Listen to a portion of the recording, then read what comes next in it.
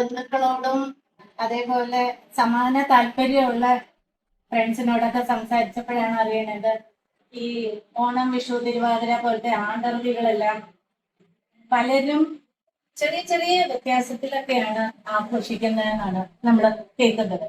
അപ്പൊ തോന്നിയ ഒരു ജിജ്ഞാസയുടെ ഫലമാണ് ഒരു 23 പാർട്ടായിട്ട് നമുക്ക് യൂട്യൂബില് വെച്ചിട്ട് എല്ലാവർക്കും പ്രസന്റ് ചെയ്യാൻ പറ്റിയത്. അതിലിപ്പോ നോക്കുകയാണെന്ന് വെച്ച് കഴിഞ്ഞാൽ ഉണ്ട്, ഡിഫറൻസുകൾ ധാരാളം ഉണ്ട്. ഇപ്പൊ തിരുവനന്തപുരത്ത് നിന്ന് പാറശാലയിലത്തെ ഒരു എഴുതി പറഞ്ഞു. അതേപോലെ തന്നെ തിരുവനന്തപുരത്തെ ഭാസുര എന്ന് പറഞ്ഞ ചേച്ചി പറഞ്ഞത് എന്താ വെച്ചാൽ അവിടെ അഷ്ടമംഗലി തട്ടില് അമ്മാനം ആടാനുള്ള അമ്മാനവും വെക്കും. അത് എന്തിനാണ്? ചിലപ്പോ ഇനി ഉറക്കുളയ്ക്കാനൊക്കെ നേരത്തെ കളി മാത്രമല്ല ഇതും ആവാം എന്നൊക്കെയുള്ള രീതിയിലാണോ എന്നുള്ളത് ടൈം പാസ് പോലെ. അപ്പൊ നിങ്ങൾ കേട്ടതെന്ന് വെച്ചാൽ പറഞ്ഞല്ല കേട്ടോ. ഞാനൊരാളായിട്ട് കോണ്ടാക്ട് ചെയ്തപ്പോ കാസർഗോഡ്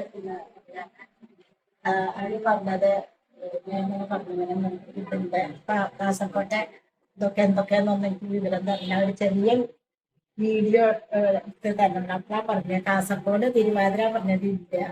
പിന്നെ അവര് വിവാഹമൊക്കെ കഴിഞ്ഞ് കോട്ടയ്ക്ക് താമസാക്കിയപ്പോഴാണ് കേരളത്തിൽ ഇങ്ങനെ ഒരു ആഘോഷം ഉണ്ടാന്ന് തന്നെ അവർക്ക് മനസ്സിലാവുന്നത്. എനിക്ക് തോന്നുന്നത് ബോർഡർ കർണാടകയിൽ ഉണ്ടാവില്ല. കർണാടകയുടെ ഇൻഫ്ലുവൻസ് കാരണം അവിടുത്തെ നമുക്ക് അവിടൊക്കെ കേട്ടിട്ടുണ്ട് 1-ാം തീയതി പോലും നമ്മുടെ ഇവിടുത്തെ മലയാള മാസം 1-ാം തീയതി പോലും കേട്ടിട്ടുണ്ട്. അപ്പൊ കാസർഗോഡ് ഒട്ടുമില്ല എന്നാണ്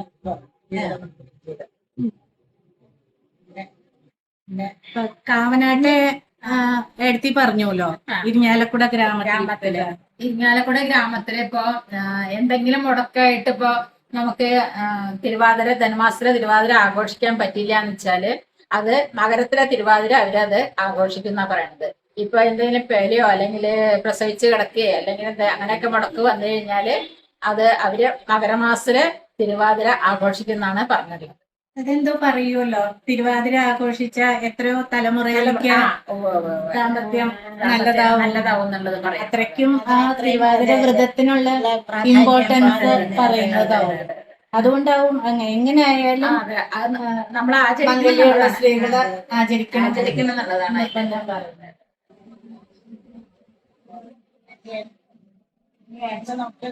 നമ്മുടെ ഇന്നത്തെ മുഖ്യാതിഥി ബോംബെയില് നിങ്ങൾ ആചരിക്കലെങ്ങനെ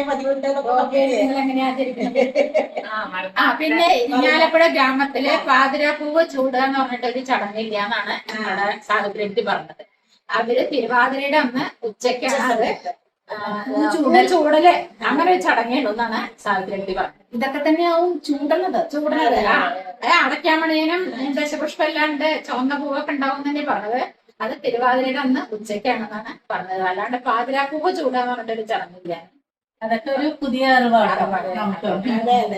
അങ്ങനെ ഓരോന്നും നോക്കുമ്പോ നമുക്ക് ചെറിയ ചെറിയ വ്യത്യാസങ്ങളുണ്ട്. അതൊക്കെ ഇപ്പൊ നിർബന്ധമായിട്ട് ഏകീകരിച്ച് ഒരേപോലെ ആഘോഷിക്കണം എന്ന് നമുക്ക് പറയാൻ പറ്റില്ല. എന്ന് വെച്ചാൽ മലയാളം ഭാഷ തന്നെ ഇപ്പൊ തിരുവനന്തപുരത്തായാലും കാസർഗോഡായാലും ഇത് മലയാളം തന്നെ ആണോ എന്ന് തോന്നുന്ന പോലെ വ്യത്യാസമാണ് രണ്ട് സ്ഥലത്തും. അപ്പൊ പിന്നെ അതിനെയൊന്നും ആരും ഏകീകരിക്കാൻ ശ്രമിക്കണില്ല. അതേപോലെ ഇതൊക്കെ അറിഞ്ഞിരിക്കുക, അവനവന്റെ നാട്ടിലെന്താണ് ആചരിക്കണെന്നുള്ളത് മനസ്സിലാക്കി വെക്കാനെങ്കിലും ഒരു ബോംബെയില് അപ്പൊ കേരളത്തിലെ എല്ലാ ജില്ലയിലുള്ളവരുണ്ടല്ലോ. അപ്പൊ എങ്ങനെ നിങ്ങൾ ഏതാ കൊണ്ടാടാറ്? രണ്ടും കടകലർത്തിയിട്ടാണ്. അതെ, ചിലര് തെക്കോട് ചില ഭാഗങ്ങളില് പൂ കൊണ്ടല്ല അങ്ങനെയൊക്കെ ഉണ്ട്. രണ്ട് ഭാഗത്തു നിന്നിട്ട് പൂ പറിക്കാൻ പോരുന്നോ ചോദിച്ചും കൊണ്ട് അങ്ങനെയൊക്കെ അത് ചെയ്യാറുണ്ട്. പിന്നെ നമ്മുടെ വടക്കോടുള്ള പോലെ മുൻകൂട്ടി ഇങ്ങനെ അത് കഴിഞ്ഞിട്ട് കുറച്ചു നേരം കളിക്കും. 10 മണിയായാൽ എല്ലാവരും വരും, കളിക്കും. കളിച്ചു കഴിഞ്ഞിട്ട് കുറച്ച് കളിച്ചു കഴിഞ്ഞിട്ട് 12 മണിയായാൽ പൂ ചൂടും. അതൊക്കെ നമ്മളിപ്പോ നിങ്ങളുടെ വലിയൊരു ഹോളില് ഹോള് 40-45 കൊല്ലായി ഞങ്ങളവിടെ 45 കൊല്ലത്തിലധികം ഇപ്പോഴും അന്നത്തെ അത്ര ഇല്ലെങ്കിൽ തന്നെ കുറഞ്ഞു തുടങ്ങിയിട്ടുണ്ടെങ്കിലും ഇപ്പോഴും പുത്ത തിരുവാതിരയൊക്കെ എവിടെയെങ്കിലും ആഘോഷിക്കും. അവിടെ കുട്ടികൾക്കൊക്കെ താല്പര്യമുണ്ട് നല്ല താല്പര്യമുണ്ട് പുതിയ കുട്ടികൾക്ക്, ജനറേഷൻ അമ്മമാർക്കും കുട്ടികൾക്കും. അവര് അതെ നല്ല താല്പര്യമുണ്ട്. വിദേശത്തെ ഒരു കഥ പറഞ്ഞു ഇപ്പൊ അതുകൂടി ഒന്ന് പറഞ്ഞാൽ അതിപ്പോ തിരുവാതിരയല്ലല്ലോ. അല്ല അല്ല തിരുവാതിരയാണ് നോർവേയിലെ അയർലൻഡിലെ അയർലൻഡില് ഇതുപോലെ ഒരു കഴിഞ്ഞ കൊറോണയുടെ സമയത്താണ് ഒരു ആദ്യമാരി എവിടുത്തെ മകളാന്ന് ചോദിച്ചിട്ടോ. എനിക്ക് ഫോൺ ചെയ്തു, എങ്ങനെയോ നമ്പർ കിട്ടി, എന്നെ വിളിച്ചു ചോദിച്ചു കയ്യോട്ടിക്കളിയെ പറ്റി ഇങ്ങനെ തിരുവാതിരയുടെ കാര്യങ്ങളൊക്കെ ചോദിച്ചു. അത് കഴിഞ്ഞിട്ട് അതൊക്കെ ഞാൻ പറഞ്ഞു ഇങ്ങനെ ഇതില് കിണ്ണംകളി വേണം. ഞങ്ങൾ ബോംബെ നിന്നാണ് അതിന്റെ ഉത്ഭവം ഉണ്ടായിരിക്കുന്നത്. കിണ്ണംകളി നാട്ടിലുള്ളതാണ്, അത് പുതിയതായിട്ട് പ്രചരിപ്പിച്ചത് ബോംബെന്ന് ഞങ്ങളുടെ ഗ്രൂപ്പ് കണ്ടിട്ടുണ്ട്. അതെ. അപ്പൊ അതിൽ ഇങ്ങനെ വേണമെന്ന് പറഞ്ഞു. അത് എന്റെ മകന്റെ കുട്ടി അത് കാണിച്ചു കൊടുത്ത് അവരതെടുത്ത് കുറച്ച് പേരെ പഠിപ്പിച്ചു. അങ്ങനെയൊക്കെ തോന്നിട്ടുണ്ട്. പിന്നെ അവര്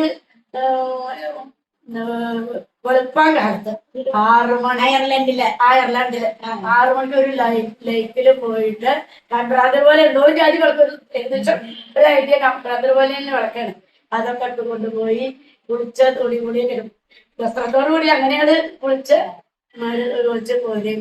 അതൊക്കെ വീഡിയോ ഒക്കെ ആയിട്ട് അയക്കുന്നത്. നല്ല തണുപ്പുള്ള സമയത്ത് നല്ല തണുപ്പും ഡിസംബറിലാണ് നല്ല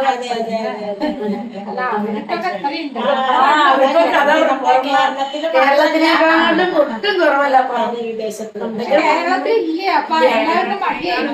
ഇപ്പോഴാണ് ഇങ്ങനെ ഓരോന്ന് കേൾക്കണത്. അതേപോലെ കാനഡയിൽ വിളിച്ചിരുന്നു എന്ന് പറഞ്ഞില്ല.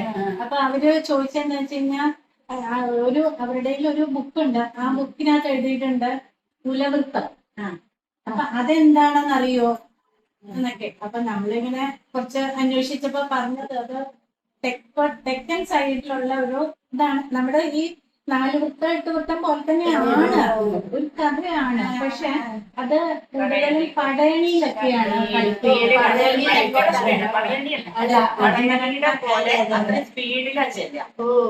അതൊരു ഇവിടെയൊക്കെ ഉണ്ട്.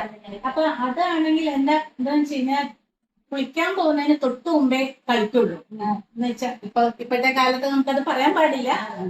അതെ, പറയാൻ മറ്റ് ജാതിക്കാരെ തൊട്ട് കളിക്കുന്നത് കൊണ്ടോ അതോ അവരുടെ ഇത് കളിക്കുന്നതുകൊണ്ടോ എന്തായാലും അതറിയില്ല. നമുക്ക് ഇപ്പോഴത്തെ കാലത്ത് നമുക്കത് പറയാനും പാടില്ല. എന്തായാലും ഇത് സവർണരുടെ മാത്രമാണെന്ന് പറയാൻ പറ്റില്ല. ഒന്നും പറയാൻ പാടില്ല നമ്മളിപ്പോ. അങ്ങനെ ആയിരുന്നു വേണമെങ്കിൽ അന്ന് അങ്ങനെയായിരുന്നു. കുളിക്കുന്നതിന് തൊട്ട് മുമ്പേ കളിക്കുള്ളൂ. അത് നല്ല ചടുലമായ സ്റ്റെപ്പുകളാണ്. അതിന് കുറച്ച് പാട്ടുകളും ഉണ്ട്. പാട്ടുകൾ ഇപ്പൊ എനിക്ക് അതേതോ 1-2 എനിക്ക് കിട്ടിയിരുന്നു, അതിപ്പോ കിട്ടണുണ്ട്. അപ്പൊ അങ്ങനെ ഉണ്ട്. നമ്മള് പുലർത്തം ഈ ഭാഗത്തുള്ളവർക്ക് അത്ര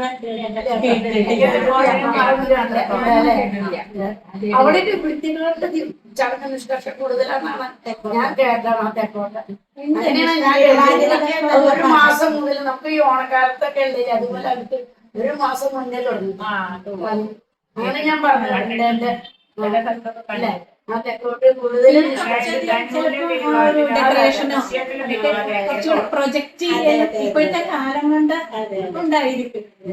ഇതിന്റെ ഒരു ഇതെന്താന്ന് വെച്ചാ നമ്മുടെ ഇപ്പൊ അറിയാത്തവര് അറിയാൻ ആഗ്രഹിക്കുന്ന ഇതൊരു നന്നാവുന്നാണ് എന്റെ ഒരു ഇന്ത്യയിലെ ഏറ്റവും പ്രധാനമായിട്ട് വന്ന എന്താന്ന് വെച്ച് കഴിഞ്ഞാൽ ഓരോ നാട്ടിലും നമ്മൾ അപ്രോച്ച് ചെയ്യുമ്പോൾ ആ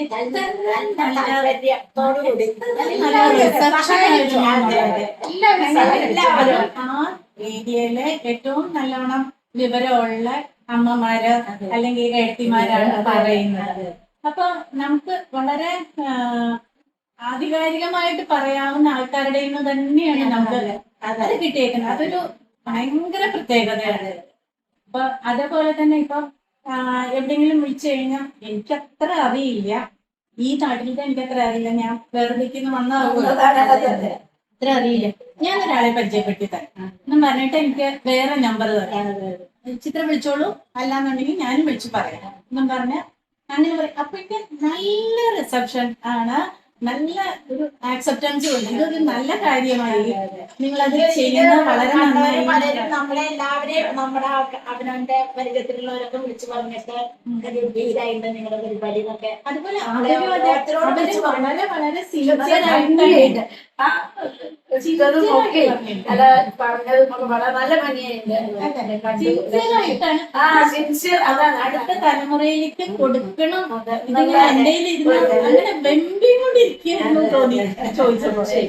പറയുമ്പോ എന്തൊരു എന്താ പറയണ്ടേ അറിയില്ല, അത്രയ്ക്കും ഒരു നല്ലൊരു ഇതായിരുന്നു. നമുക്കതിലൊരു നല്ലൊരു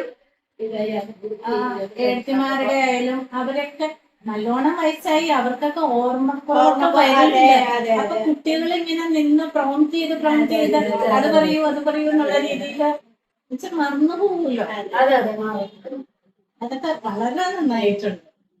അങ്ങനെ ആ ഒരു നമുക്ക് അങ്ങനെ ഒരു നല്ലൊരു സഹകരണമാണ്. അതുപോലെ നമ്മുടെ ഓരോ ഇതും അവര് നമ്മളുടെ അറിയണവര് പറയുന്നത് ഞങ്ങളൊക്കെ ഞങ്ങളുടെ ഗ്രൂപ്പിൽ എടുത്തണ്ട കേട്ടോ പറയുമ്പോ നമ്മളറിയാത്ത ഗ്രൂപ്പുകളൊക്കെയാണ്. അതെ, എല്ലാവരും അത് താല്പര്യമുള്ളവർക്ക് അറിയാൻ പറ്റട്ടെ എന്നുള്ളത്. എന്നുവെച്ചാൽ നമ്മളെടുത്ത എഫേർട്ടിനേക്കാൾ നമ്മളെക്കാൾ പ്രായം കൂടിയ ആ അമ്മമാരും ഏടത്തിമാരും എടുത്ത എഫേർട്ട് നമ്മൾ ആലോചിക്കണമല്ലോ.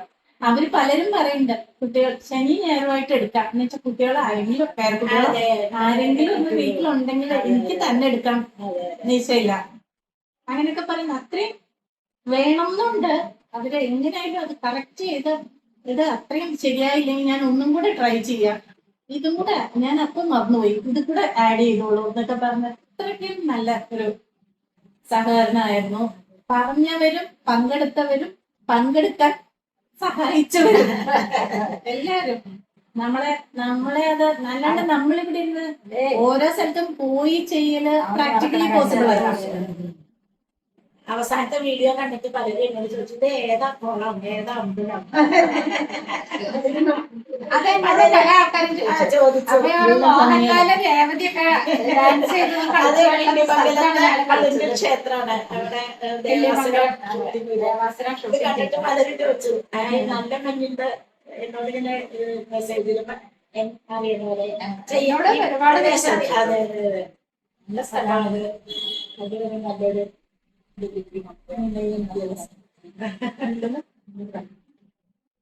അപ്പൊ എല്ലാ സഹകരണത്തിനും എല്ലാ ഇതിനും വളരെ എത്രയാ നന്ദി പറയണ്ട എഴുത്തിമാരോടും അമ്മമാരോടും അവരുടെ മക്കളോടും പേരക്കുട്ടികളായാലും സഹകരിച്ച എല്ലാവരും വളരെ കണ്ട